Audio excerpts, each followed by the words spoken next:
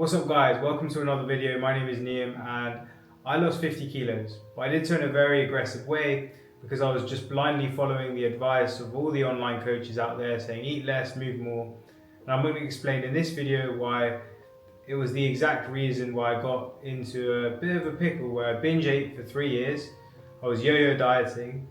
Also, I'm going to provide a solution right at the end in point number 5, the secret to success, that is going to stop you from gaining weight after you lose it and yo-yo dieting all the time. So make sure to stick around for that.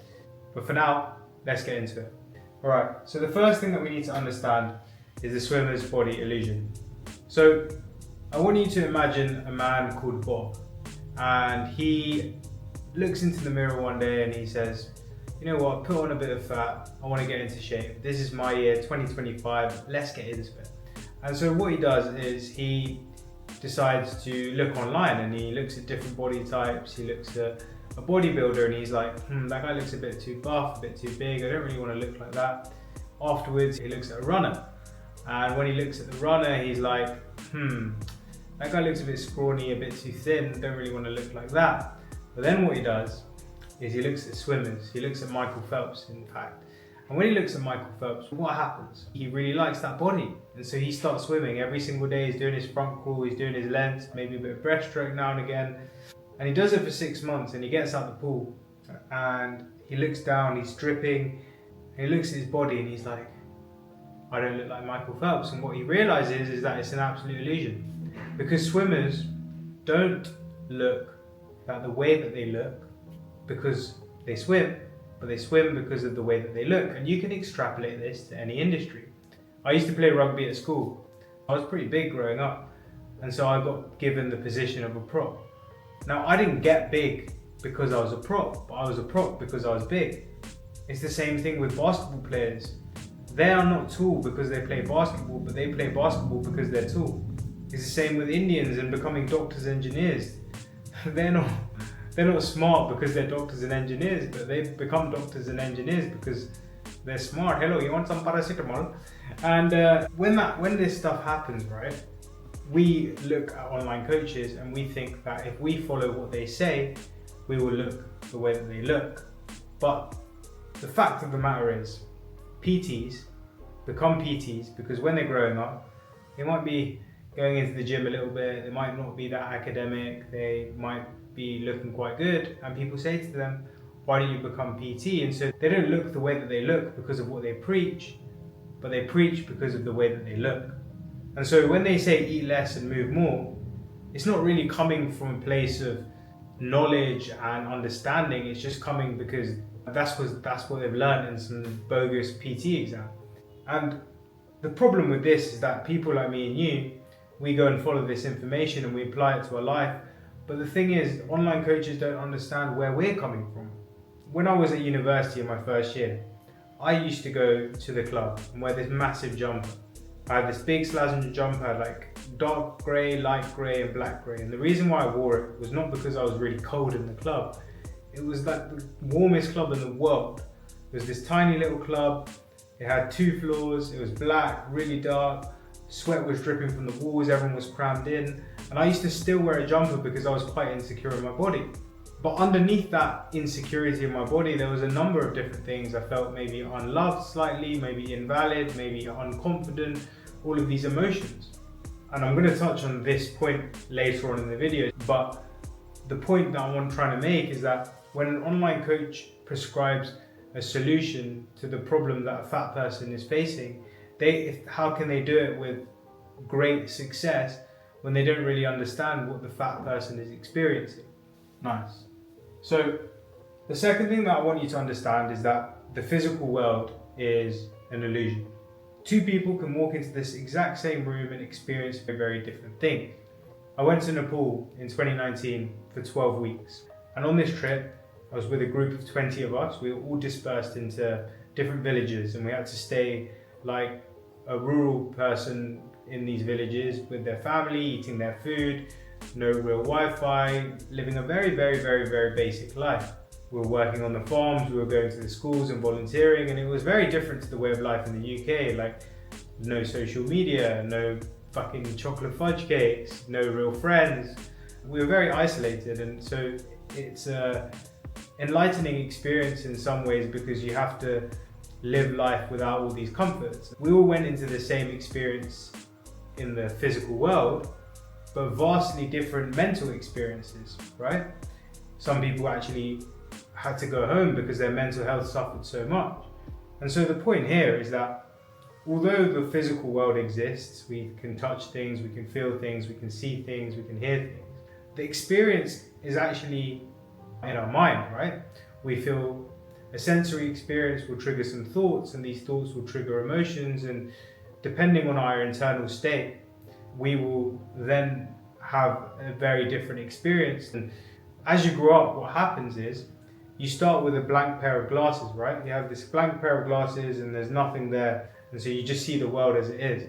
But then as you grow up through conditioning of school, family, environment, what we see on TV, all of these different things, watching the news, we get given these lenses. Every experience is a different lens, and so as we grow up, we are seeing the world through our own unique lens based on our own unique experience, right? And this is why two people can have the same body and experience a very different emotion, right? Two people can be the same weight and experience a very different emotion. What you need to understand though is that your experience of your body is actually not because of your body, it's because of what is going up here. So then it begs the question, right? Why do you actually want to lose weight? Because if we want to change our body, which is something in the physical realm, something in the physical world, then it's not actually about changing our body, right? It's about changing our experience of our body.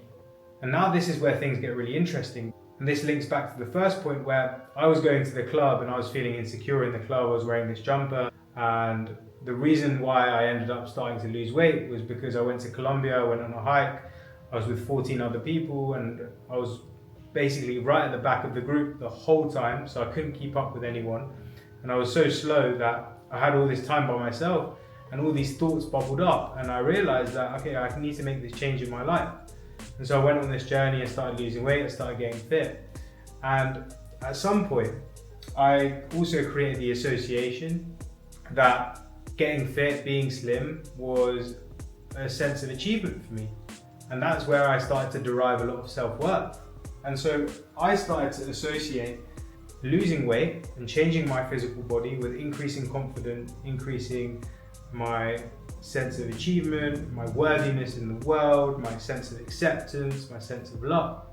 And this is where things get really interesting, because what I realized, I've been trying to change my body to fill a gap and fill a void inside.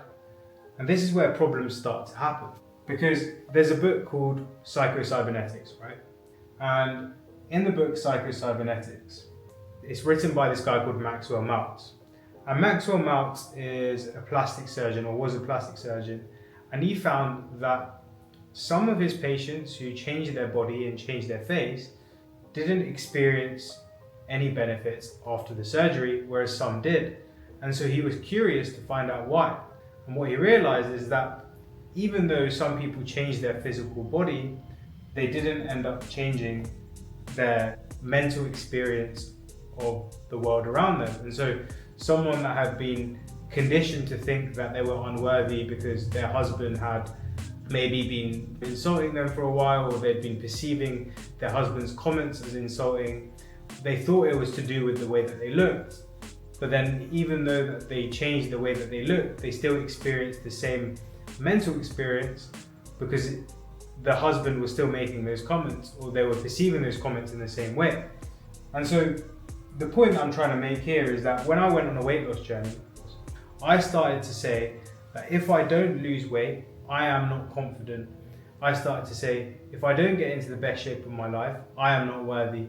If I don't get into the best shape of my life, I haven't achieved anything. And so I've created this emotional dependency of losing weight. And what happens when you create an emotional dependency is that you put excess importance on it. And when you put excess importance on something, you start to do things that are unbalanced.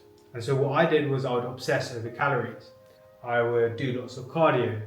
I would restrict calories really low. Whenever I went on holiday, because I felt out of control, I would binge back up because I lost the feeling of achievement and worthiness because I wasn't on track with my diet and my training. And so the point that I'm trying to make here is that when you desire to lose weight, if you're doing it because you're chasing some emotion, whether that's more confidence, whether that's worthiness, love, acceptance, the weight loss is not going to actually do that for you. And you're probably going to put excess importance on the weight loss. And as a result of that excess importance, you're probably going to end up dieting down and then rebounding back up because you do things that are unbalanced. Okay? And so the next and final part of this is that in order to actually lose weight and keep it off, it's not about eating less and moving more, but it's about becoming emotionally independent of the outcome of losing weight. And how do we become emotionally independent? In order to become emotionally independent, we have to have what we want before it manifests in our desired reality, in our physical body. And so we have to create that feeling of confidence, worthiness. We have to create that feeling of love and acceptance. Because when we do those things, we don't take unbalanced actions because we're already happy within ourselves. And as a result of that, we end up actually taking action in a way that aligns and isn't aggressive, isn't obsessive, isn't focused on being perfect. And because of that, we end up being able to sustain things for longer because we're not doing things out of some need and some want and some longing to feel a certain way because we already feel it inside. And so that is the secret to success.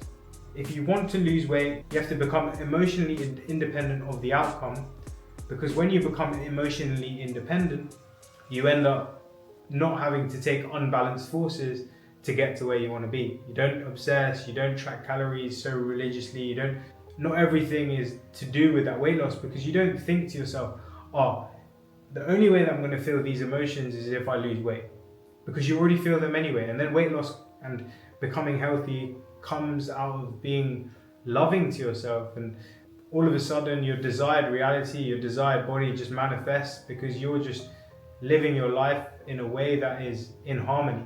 So that is it. If you want to lose weight and keep it off, then you need to understand these 4 things and then become emotionally independent of the outcome. Look, if you found this helpful and you want to work with me to transform your life over the next 90 days, then click the link in the description. But other than that, remember, you are already the person that you want to be. Peace.